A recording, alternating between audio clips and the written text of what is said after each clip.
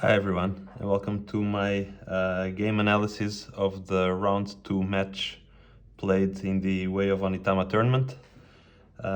In this second round, I played against Wilsonreis. Wilson is a follower of our channel, so it was nice to finally have the chance to play against him. He's a very strong player. He's top 20, I believe, in Boardgame Arena at the moment. He plays very solid, no real mistakes. So it was a tough game, and in many ways, this game is a mirror version of the game I covered yesterday between Zenas Zerzo and Knut the Great. As you can see by the cards that were dealt in this game, we have again two right diagonals, we have two forward cards, and we have one unique left diagonal. So there are many parallels between this game I played with Wilson and the game I covered yesterday between Zenas Zerzo and Knut the Great. Even more interesting, we're on the opposite end of this asymmetry. The game I covered yesterday was covered from the perspective of Zenas Zerzo having the unique direction. And in today's game, as you can see, the unique direction is controlled by Wilson. So I hope you enjoy this analysis and you managed to learn something from it.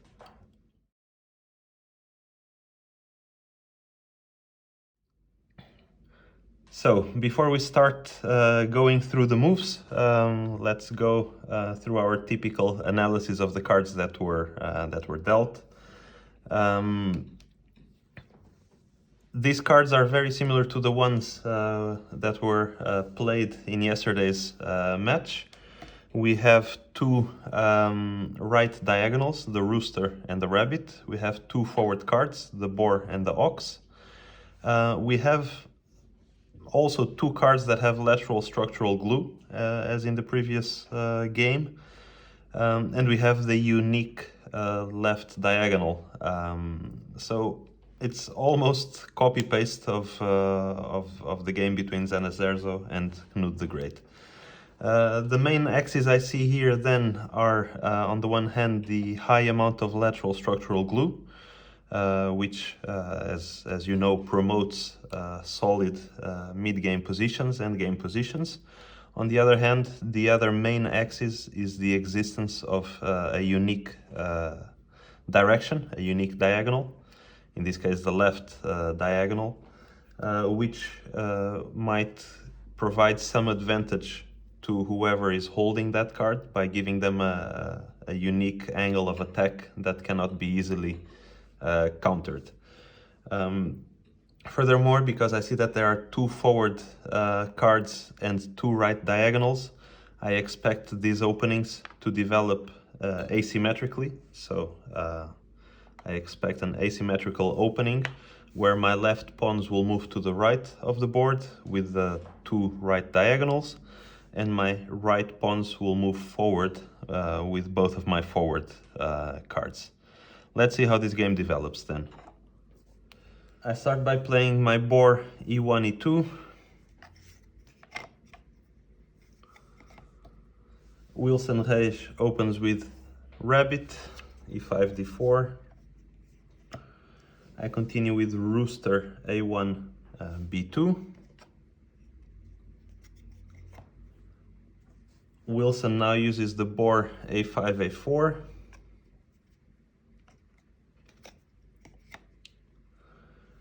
I continue with ox, d1, d2.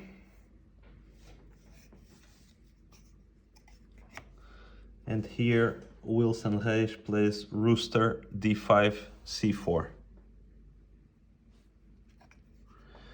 And here I want to make the first pause. The natural developing sequence here would be simply for me to finish my development in b2 with the rabbit. Wilson could finish his development also in of the b5 pawn, b5, b4, with his ox, and we would develop a standard, basic asymmetrical mid game. But in this position, especially because I know that Wilson has the slight advantage of controlling the unique angle, as what we saw yesterday in Zanazerzo's game against Knud the Great, I know that I want to try and gain as much space as quickly as I can. So here I play the move Boar e2, e3, instead of simply playing the standard developing move. And the reasoning behind this is quite simple. This is a trade offer. He can capture with the eel and I would capture back with the rabbit. Doing so would result in this type of position. But this would mean that Wilsonreis would have to give up his eel. Furthermore, because I also have the rooster, I would quickly be able to close my e-pawn onto the d-file, and this would result in a very similar position to what we saw in yesterday's game analysis, where by closing this file and controlling the unique angle, you can shrink the board for your opponent, basically making all his pieces cluttered in one side of the board without an easy solution to develop them out of that position. So this is a trade that I believe would favor me, and clearly Wilsonreis thought the same, because he declined the trade and he elected instead to just continue developing with his b-pawn. So at this point, with b5, b4, Wilson finished his development, and now it's my turn to finish my development by using the rabbit to move my b1 pawn into c2. Now, in this position, very often we see weaker players playing passing moves with their master, something like along this line. Especially he has the boar, he has the eel. The eel, I don't think he wants to use it at this point, but the boar would allow these easy passing moves. But Wilsonreis is a strong player, and he finds a very good move here, which shares the same philosophy that we saw Zanazerzo playing yesterday. He uses his boar to advance his b4 pawn onto b3. Now, he could have achieved a similar result by advancing the a pawn instead, because if he would have advanced the a pawn, the fact that I'm starved of a left diagonal means that the a3 file is completely undefended by me. However, I believe that his choice of advancing the b3 pawn here is slightly stronger. Because if I want to pursue an exchange here, because here we have the chance for an exchange, most likely what would happen is I have to take with the ox, of course, and here, given the chance between taking with the eel or with the rabbit, the stronger option would probably be to take with the rabbit. Now, why would that be the stronger option? For two main reasons. One, because it would allow a planted pawn in b3, and the fact that I wouldn't have the eel does not allow me to counter play in this position. And two, because he has b4 vacated, so even though the a pawn is out of the game at the moment, he can quickly regroup behind the b3 pawn.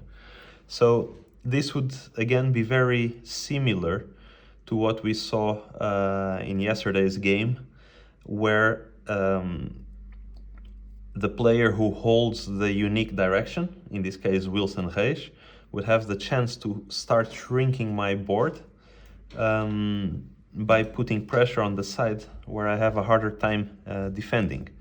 If instead he would take here with the rabbit, with the eel, note that this effect would not be as strong anymore, because now I will be the one holding the unique direction.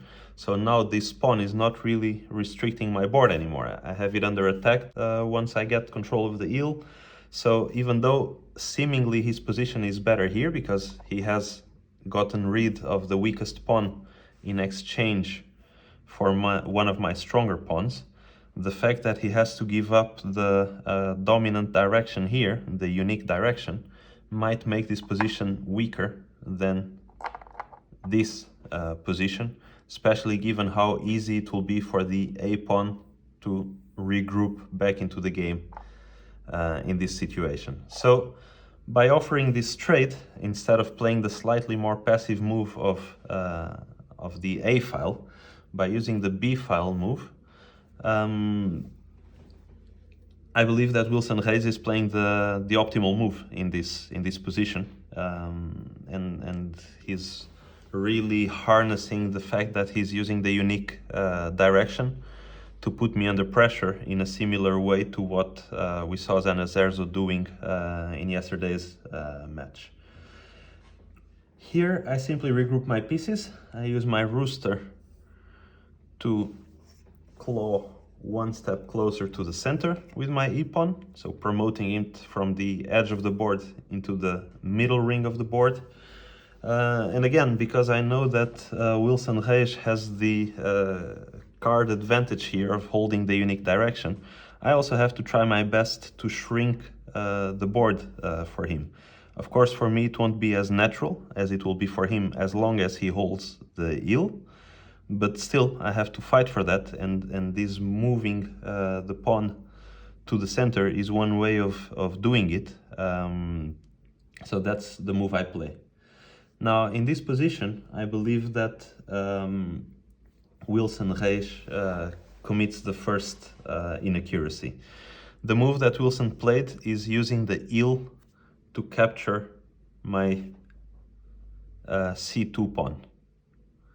Now, why do I think that this is a mistake? Because as we've seen, this game has been built so far on the advantage that Wilsonreis has by holding the unique direction. And by holding that unique direction, Wilson is putting me under pressure from an angle that I cannot really respond to. So by simply giving away the eel, as he does here, without being challenged in any way, I believe that Wilson is pretty much giving away his strongest positional asset for free. So what do I think would be better moves in this position? I see two main options. One option would be using the rabbit to jump from d4 to b4. And this move might seem a bit unintuitive at first, being that we're kind of isolating the a-pawn further from the position, whereas here he has the open b4 so that he can quickly bounce into the game. When you play d4 to b4, you're apparently isolating the a4 pawn. But we have to take one thing into account, which is this game is played with a majority of right diagonals, which means my natural tendency will be to move towards this direction, so I will have a hard time attacking in that direction. And for Wilsonreis, exactly the same. His natural tendency will be to move along this direction. But he has a trump card here in the shape of the eel, which allows him to look at the board from this angle, which is something that I won't be able to defend easily.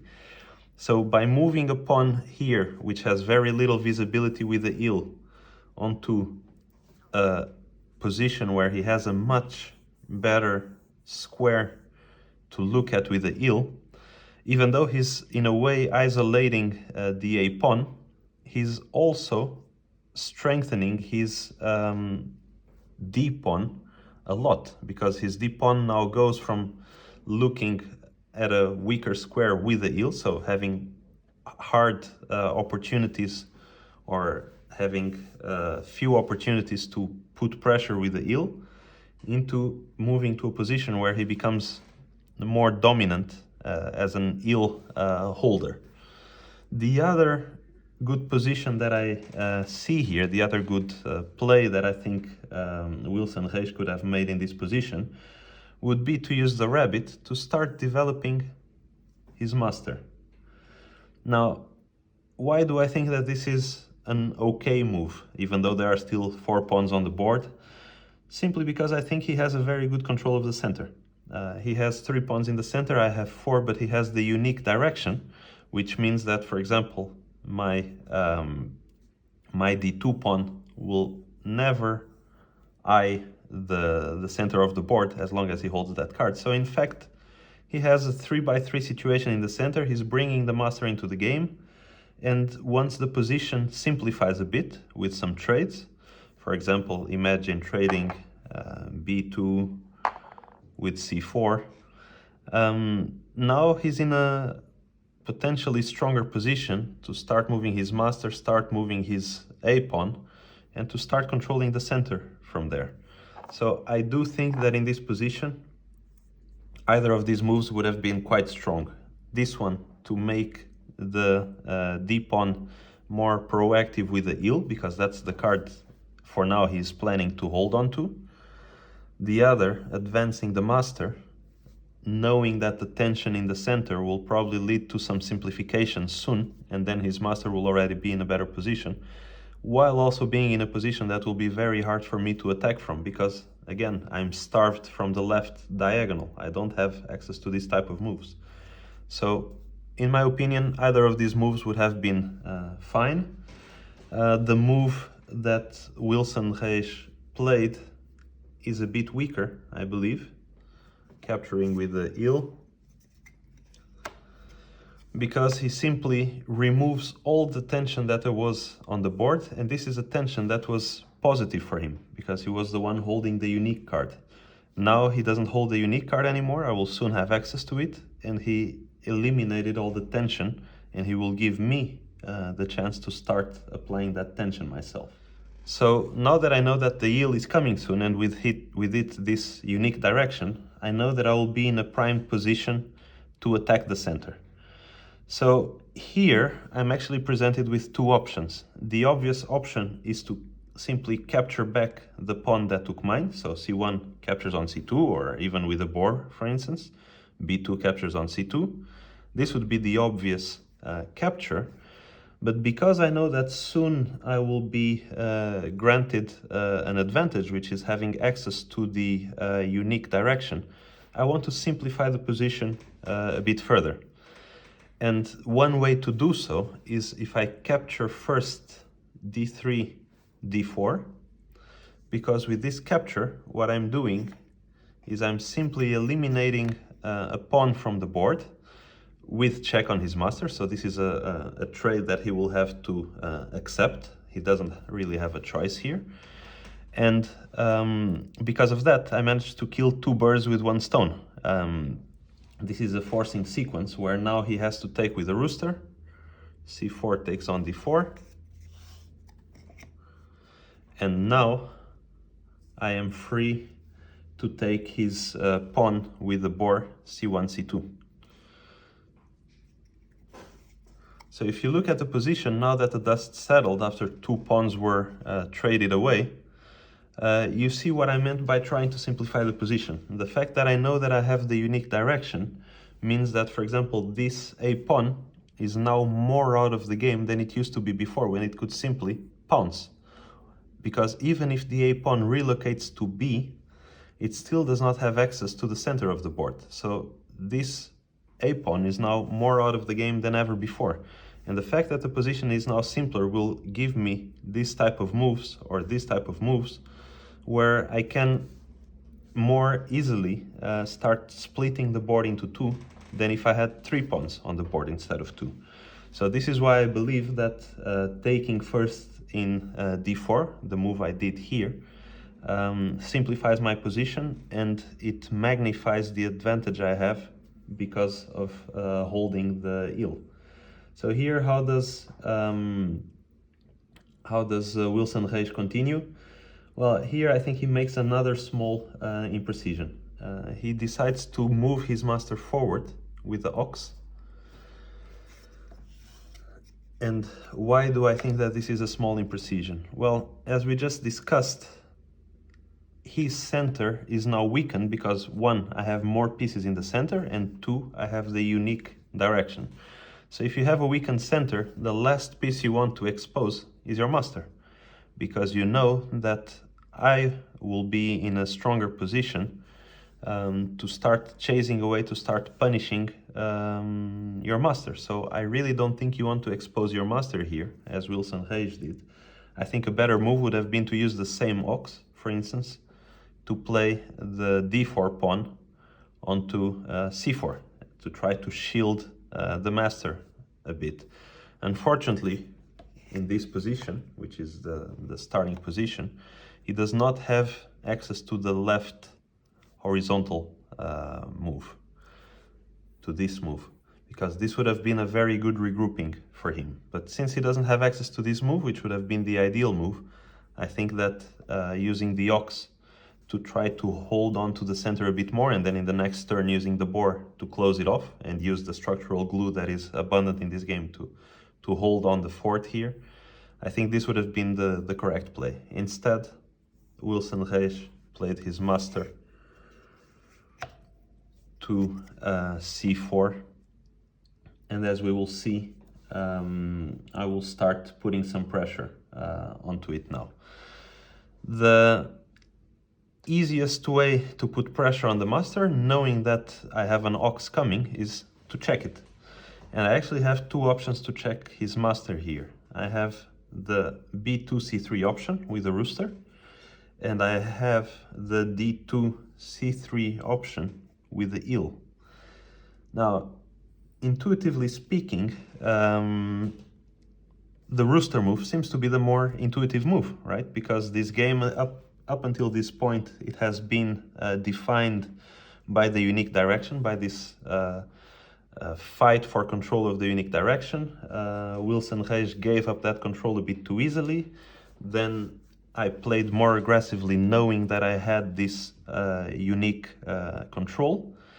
But there is another important factor here, which is whichever pawn I move forward to check his master, I will always have to give up the eel if Wilsonreis so decides. Because if I move with the rooster, Wilson can now simply capture with his pawn, forcing me to capture with the eel. If I move this, I immediately give away the eel, and nothing much happens. So basically, whether I move this pawn or this pawn, it's in Wilson's hands whether he wants me to give up the eel or not. Or, in other words, Wilson can decide if he wants me to give up the eel. The other main point that I see here is that we are now on a position that has 2 pawns versus 2. One of Wilson's pawns is out of the game. With this move, I'm immediately taking care of c3. I'm immediately jumping into c3, controlling c3. So this is a typical endgame position. This is probably the moment where I would say that the endgame is starting. Now, because of that, we know that in the endgame, cards with a high amount of control, with a high amount of structural glue, are incredibly powerful here. And that being the case, I do think that moving with a rooster does me the disservice of giving away the rooster too easily. Now, if Wilson wants to force me to give away the rooster, fine. But in this position, I prefer to give away the eel and control the rooster, because the rooster applied on this c3 pawn controls basically all of the center of the board. So here I make perhaps an intuitive move of checking him with the eel. And at this point, knowing that he is behind in position, because I control a lot more space than Wilson does at this point, I believe that Wilson does the right move.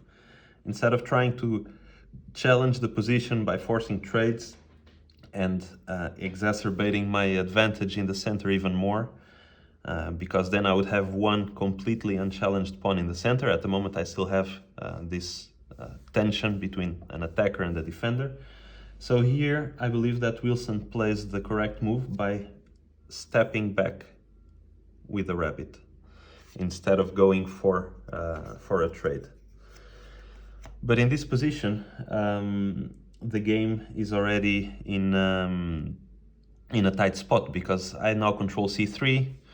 I have a card with structural glue, so I have everything I need to simply step in with the ox b2, b3, and really establish my power, my control of the center of the board. Here, Wilson simply repositions his master. Maybe an option would have been to take here with the eel to try to dislodge my pawn from the center, but keep in mind that in a game that has mainly right diagonals, this pawn in b3 is actually very strong because it looks in this direction, so it limits the board a lot. So I don't think that would favor Wilson. I think maybe this repositioning is also okay.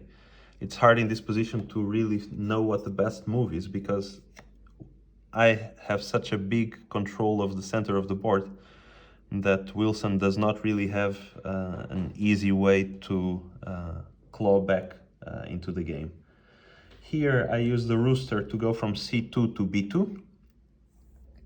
So I keep lateral structural glue because I'm receiving the boar. But this repositioning, it has a purpose, which is if this pawn is captured now, if the b pawn is captured, I can now capture with my master, and I am now 2 steps away from winning with the way of the stream. So this move simply makes this capture here even less appealing than it already was before. So what is the continuation here? Here, Wilsonreis, he simply gives up on the game. The game is indeed, it's lost probably in 4 or 5 moves. My pressure in the center is too big. There's really no way to regroup these pawns now in a healthy way that I have, because I have 2 pawns looking at the center, so breaking this path down. Capturing in b3 is not really an option anymore because it allows me to capture with my master, and I probably have mate in 2 or mate in 3. This pawn is quite out of the game. How can you bring it into the game? Moving it to c4 would not be an option because I have 2 cards, 2 pieces looking at c4. So there's really not a healthy way to get out of this position anymore. And here Wilsonreis simply gives up and he moves eel d4, e5. And by doing so, he simply opens the floodgates, and I can immediately jump in with my rabbit, checking his master. He only has 1 flight square. He flees to d5 with a rooster, and now I have a nice, elegant mate. It's maybe not very easy to see at first, but basically his master can jump back onto b5, he can capture, or he can move forward. The boar or the eel, because I will always keep one of the 2, and I have the rooster coming as well, they will always control this space as well as this space. If I hold on to the boar, I also control this space, which he would try to use with the ox. So this is my main problem at the moment, the b5 square, which he can access by jumping with the rabbit. But I have the elegant mate with eel to b4, because that also controls this space. So at this point, Wilsonreis has no moves. He does the noble thing. He uses his master to capture my final pawn, cut his losses, but here I just finished the game with a boar by capturing his master. So this is my analysis of the game with Wilsonreis. I think he played at a very high level. He made those 2 small inaccuracies that ended up costing him the game. The first one was to give away control of the eel a bit too easily, especially when he was using it so well to put me under pressure, to make me have to find tough moves. And then by exposing his master with a c5, c4 move, I think that also didn't help his position. So in many ways, this game was a mirror image of the game we analyzed yesterday between Zana Zerzo and Knut the Great. Wilsonreis was the one holding on to the best card in this position, to the unique direction, to the unique angle of attack. And unfortunately, he gave that trump card away a bit too easily, and he ended up being punished for that. So by looking at both of these games, it really seems that these games with two diagonals and two forwards are strongly dominated by the unique card, by the unique diagonal, the eel in this case. And that as such, you have to take that into account when you plan your moves. The player who controls the unique diagonal has to play quite aggressive, try to make the most out of that unique angle of attack, whereas the player that is defending against that angle of attack has to try to regroup his pieces, has to try to close the board, to tighten the board as much as possible. And here, cards like the boar and the rooster with their lateral structural glue, they really help keeping a cohesive position. But indeed, these games seem to be really defined by how well you can use that unique angle of attack.